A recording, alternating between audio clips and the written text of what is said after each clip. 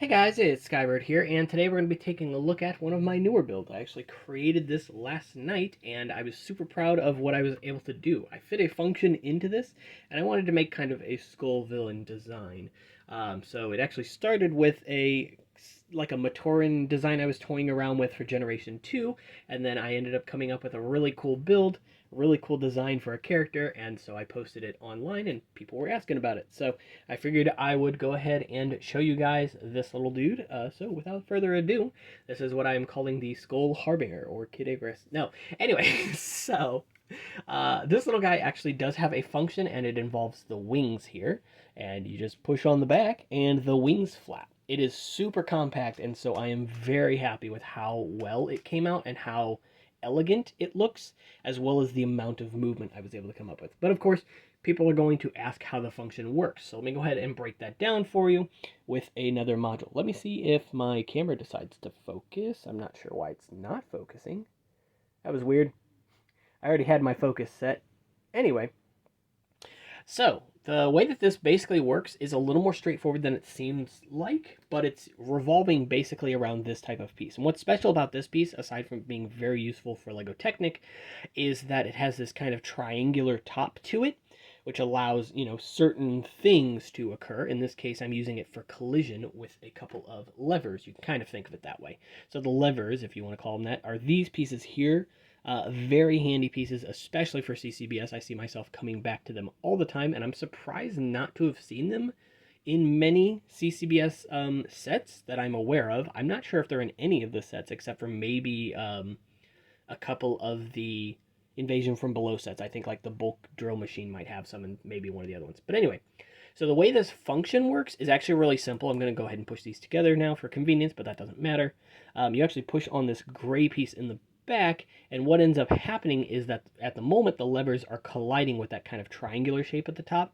However, when you push back on it, the rubber band that's built into the system, in the model it's built in a different way, but for here, for the sake of simplicity, as you push back, it's pulling the levers down, which consequently pulls the other side of the levers up, and so the wings kind of splay backward, which gives you this really nice and dynamic amount of movement.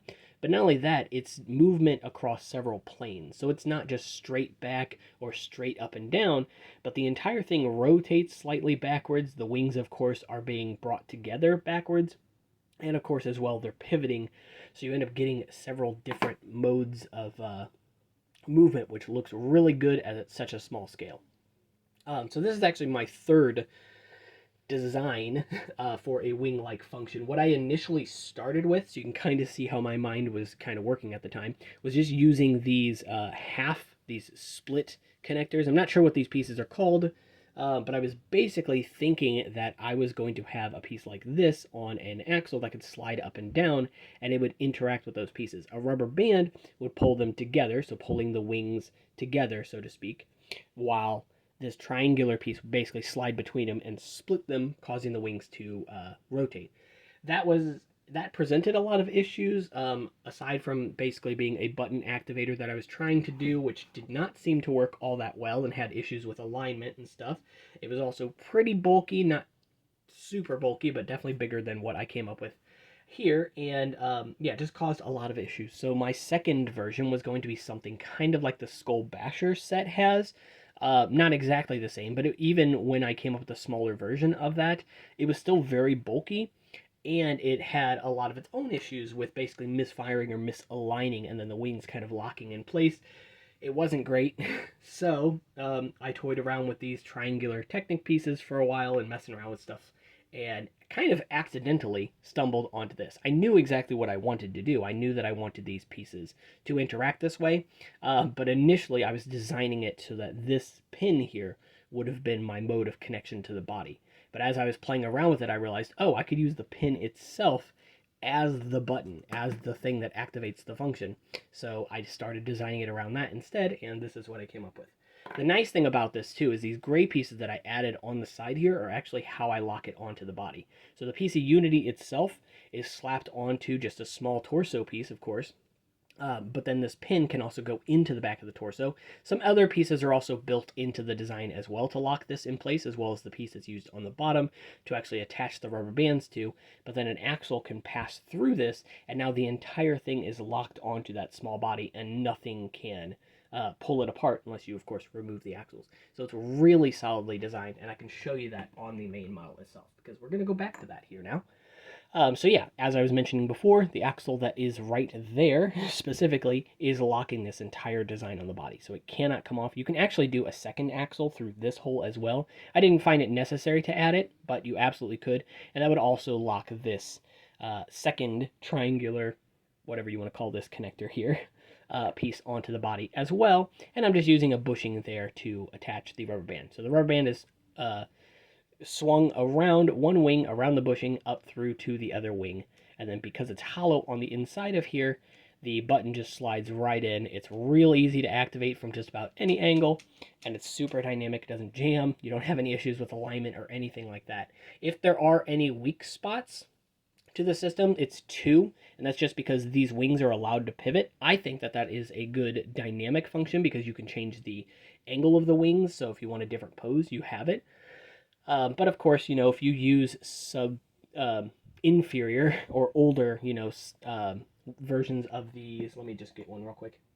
These pieces, some of these don't have as good a clutch power as other ones, and because they are connecting to bars specifically and not axles, some of them may be prone to moving around a lot. So I would definitely suggest if you were going to build this yourself, make sure you test out those pieces, those 2 long, thin lift arms there, because if they have good clutch power on that bar, you're good to go. But if they're really wobbly or they kind of flop around their own, just swap them out for different ones, and it'll do just fine. Aside from that, the other weakness, if I can call it that, and I haven't had any issues with it, so I'm not even sure that I can honestly call it a weakness, is just that this is based around a pin. Let me go ahead and get him out of the way again for a moment. But because it's based around a pin, technically it could misalign, but because the rubber band's there, it kind of self-centers. And again, because the actual device is based around a triangle, that also helps it kind of center itself as well. So again, I haven't run into any issues with that, but that is something that could potentially happen. Yeah, so that's basically it for the design of the function. I spent several minutes on it, so I think I did good enough. In terms of the rest of the design, it's relatively straightforward. The bow itself is one I'm also really proud of. It doesn't function, but it looks really clean and nice. It's just the Mantax tail assembly here, but just using another pin bushing to cover up the exposed pin there, and using a 4 long lightsaber bar through the hand all the way to connect both sides of the bow together. So just kind of a recurve style bow. It looks super nice, and I'm very, very happy with how it came out. Aside from that, of course, it's using I think this is the longest string piece that LEGO makes with studs on the end, but I'm not positive of that. But it is a longer version of it. So it uses that as well for the drawstring, and it looks really nice as well. The arrow design is pretty simple, and I would probably make some more of these arrows and make like a little slot on its back to hold some, but for now this will work out just fine. I'm using another lightsaber bar, but it's just going through the open hole in the hand, and then some more of these 2 long thin lift arms to hold on one of these pieces here, which I'm not sure you can see, so let me go ahead and adjust my brightness a little bit, see if that helps. Yeah. Now, typically these do not come in black as far as I'm aware, but I'm using a bootleg one that is black. Normally you find this piece in dark gray, but it comes in blue and I think some other colors as well.